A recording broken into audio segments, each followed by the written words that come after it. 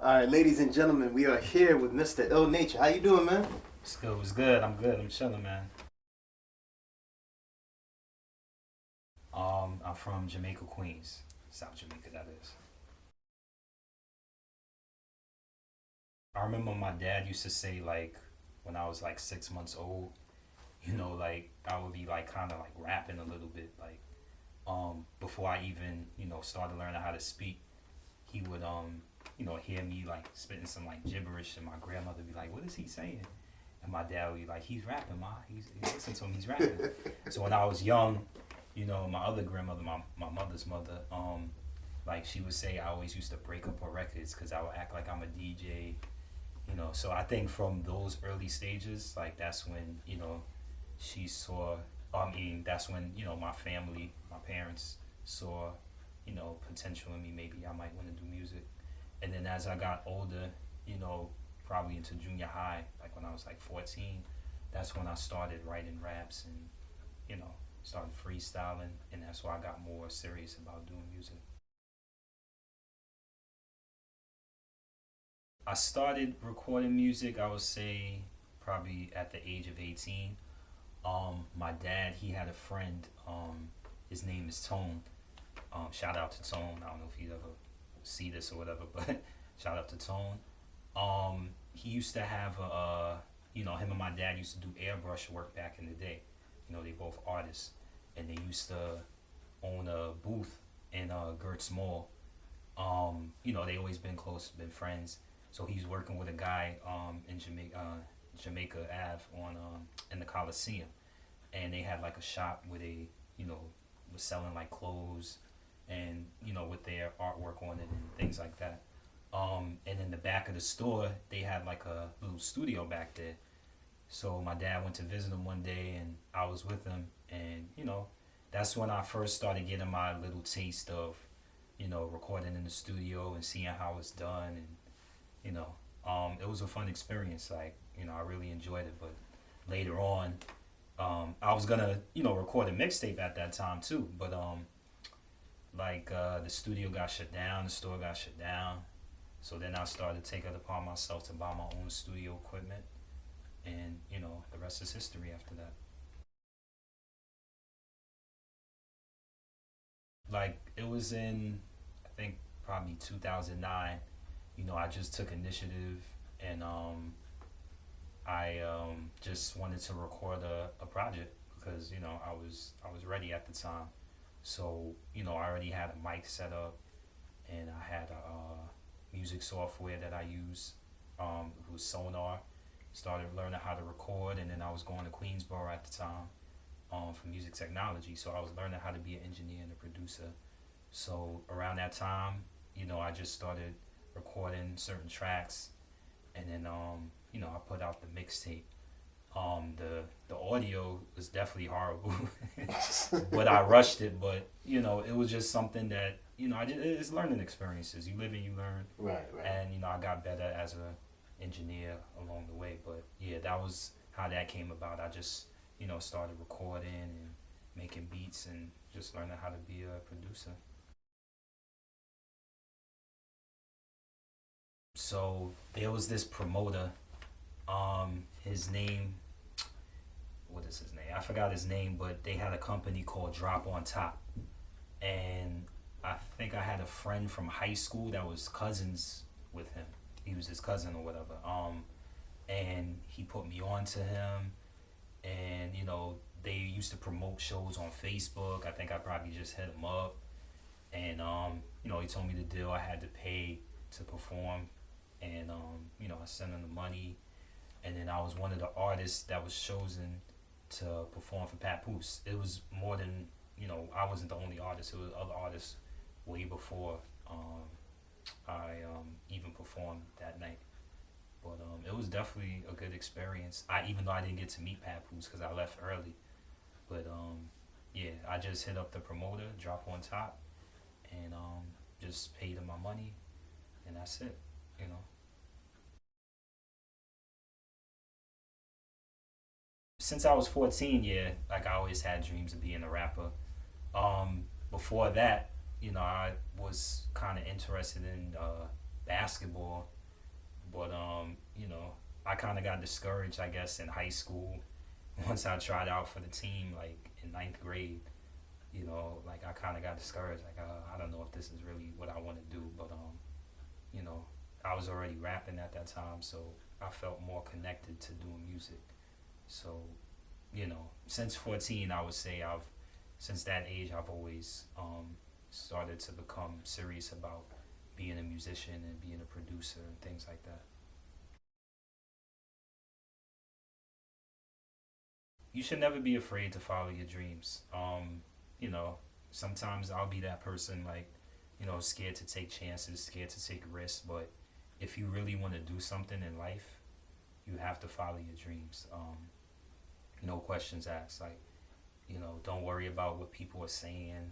People like to be negative.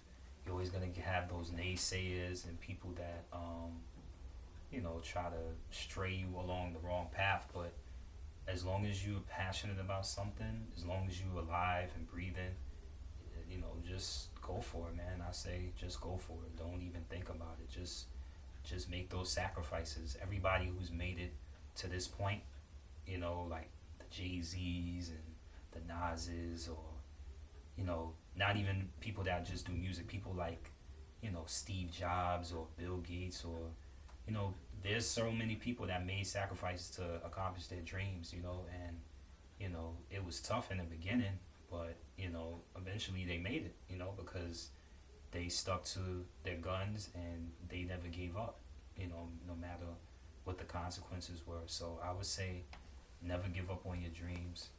Just continue to strive and, always have faith.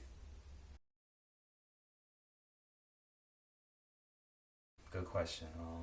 That's a real deep question too, because people don't really, you never really, you know, like when somebody asks you that on the spot, you don't know what to say. Like, but um, I see myself, being an entrepreneur. Even if it's not with music, I'll still be involved in some sort of business. Even if I do music on the side, I'm still gonna be doing music, putting out projects, or being a part of it in some form. Even if I'm just a producer or a songwriter, I still want to do music. No questions asked. I definitely want to, have a family by then. Want to be settled down, have a wife. You know what I mean? Because in 10 years I'll be 43. So by that time, I definitely want to have some kids and, you know what I mean? Some property, it's a place to live, a nice house. You know what I mean? Right. I definitely want to be.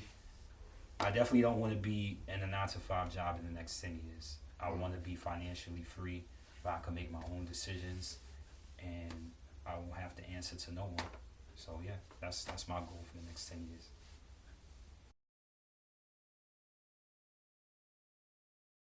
I guess the person who's always my biggest supporter, no matter what. Like, whenever I did shows and I barely had people there, um, or whenever I try to mention something about music, this person is always there for me, like, no matter what. I would have to say my dad, my father.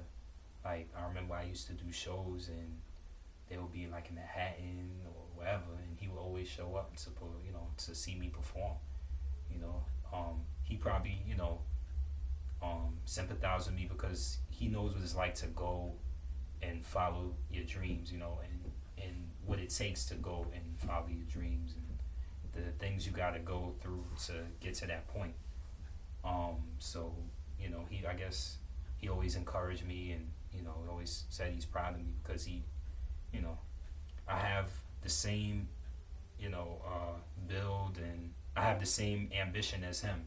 Me and him, our birthdays are 2 days apart, so we're both Leos, and we both have that hunger and that drive and that passion. So, I guess he always respected that about me. But even to this day, he's still in my corner. He always pushes me to follow my dreams, and he's always definitely my biggest supporter. This year, I definitely have plans to release an album. Um, the name of the project, like, I'm still trying to figure out what it is, but I have I have an idea what it's gonna be called. Um, it just came to me one day and it just sounded smooth. It's gonna be called Be Loud, and every letter is gonna have an acronym and it's gonna stand for something. So Be Loud is gonna um, be loud. I just had it in my head. Just give me a second. Um, be loud. Bring excellence. Living out unique dreams. Oh So my goodness. Wow. is that's what I have planned for now. I have some songs recorded. I'm still writing to the album and I'm still coming up with different concepts. But yeah, definitely towards the end of this year, I want to release some new material. Definitely. So expect that to happen. Be on the lookout for that for people that follow my music. My message to the next generation is question everything. Like never just accept what somebody tells you. Always be aware of your surroundings and just stay on point, be focused. There's a lot of distractions out there, that can stray you along the wrong path. But just don't, you know, just keep going, man. Don't let nothing stop you from accomplishing what you want to accomplish in this world. There's so much negativity in the world right now, and you just always have to remain positive. No matter what, through it all. Especially with social media and technology, it makes people depressed. But my advice would just be to just stay positive through it all.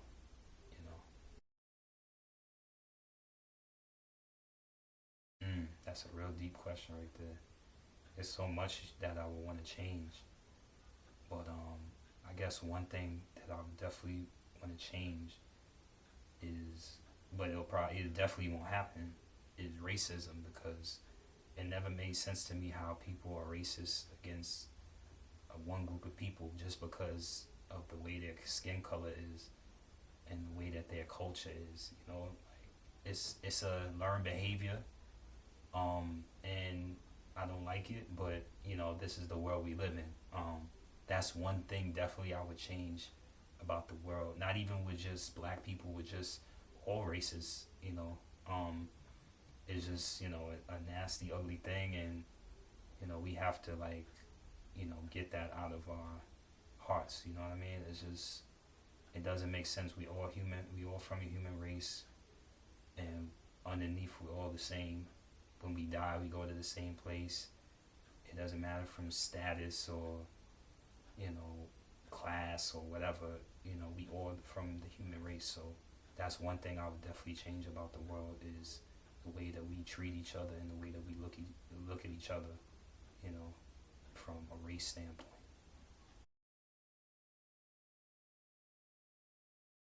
Yeah, I think it's really, you know, unfortunate that that's had to happen, and I don't understand why, you know, why this is happening or why this had to happen. But I really don't like it. All these mass shootings going on, and you know, there's so much lack of accountability from these individuals as well, and from a particular race.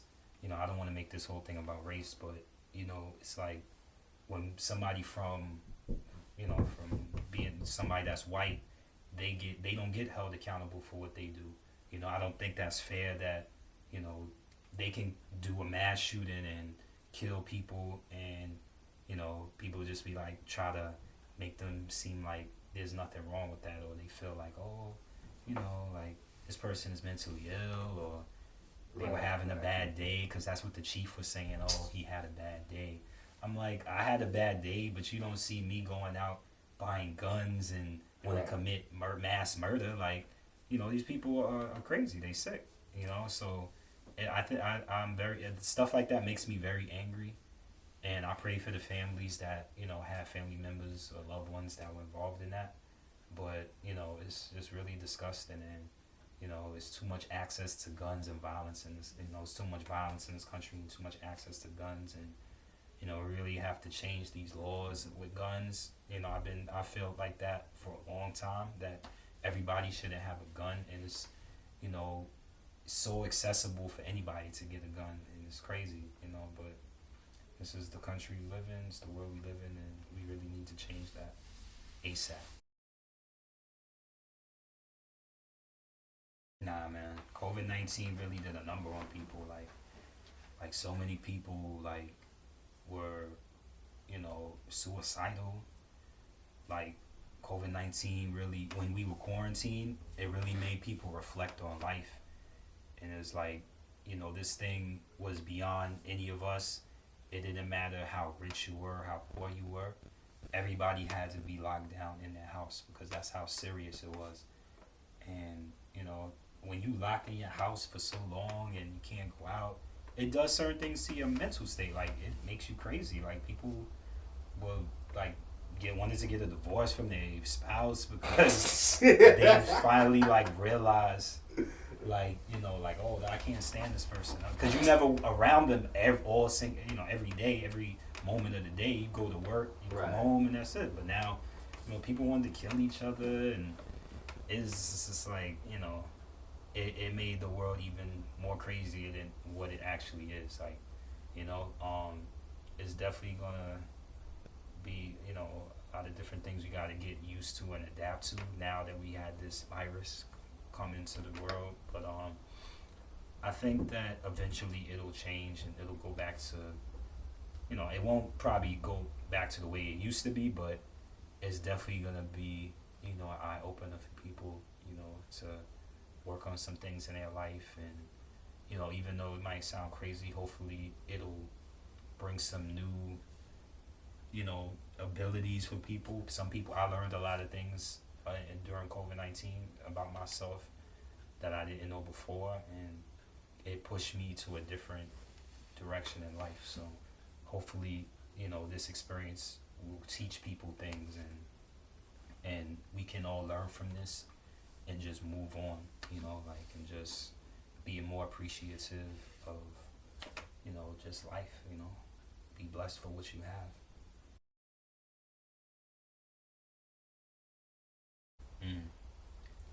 To be honest, man, like, I don't trust it at all. But, you know, now they're making it seem like it's gonna be mandatory, because now Cuomo, I just read an article the other day that said that he wants it, he wants people, if people want to travel internationally starting April 2nd, you have to be vaccinated or you can't go across overseas without it. So I'm like, damn, like, I want to travel the world one day and see everything, but now I gotta get a shot. You know what I mean? And you don't even know what's in the shot or anything. Like, right. But how would someone be able to monitor it? How would they even know if, like, let's just say you decide to go fly Delta or this airline or that airline? How would someone even know whether or not you've had the vaccine? They'll give you a card, and it has, you know, I guess, you know, what, when you got the vaccine or whatever, and it shows that you got it. It's like a little white card that shows you, you know. So people were saying you probably got to carry that around now, and that's proof. And, you know, when they bring back concerts and stuff like that, you got to have, there's going to be a section where people who are vaccinated with the card, it's gonna be divided. People who don't have the card, they're gonna be sitting somewhere else. It's like madness, man. This whole COVID-19 shit is just madness. Like, it's really like messing things up. You know, as the things that we once knew is no more. Like, everything is just took a turn for the worse. It's like topsy turvy. You know what I mean? We living in a different time right now. It's really scary. But yeah, that vaccine, man, I don't know, man. Like, I haven't really made my mind up about it if I'm gonna take it or not. Right. But eventually, most likely, I'm gonna probably have to take it, even though I don't want to. I feel fine. I'm healthy. Right. But you never know what's gonna happen. They say it might be new strands coming in, and it's a possibility when you do have the shot that you won't die from it. But, like, if there's a new strain coming and you have the shot, you won't die from it. But I don't know, man. It's just something that I really don't agree with. But they're rushing it too fast, and, you know, people are getting sick from it still, and it doesn't agree with certain people, and other people saying that they're fine. And I don't know, man. It's crazy. That's all I'm gonna say about that. Like, I don't. Well, IllNature, I want to thank you for taking this time, taking this hour to spend with me. Thank you for having me. Yeah, man, no problem, no problem. And yeah, I guess that's it. You Yeah. know, guys, this is sort of an artist profile. So if you get the chance, you know, make sure that you follow all of IllNature's pages. I will be leaving links below in this video so that you can see them. All right, and this is Gabriel Productions and Rob. Peace. Peace out, man.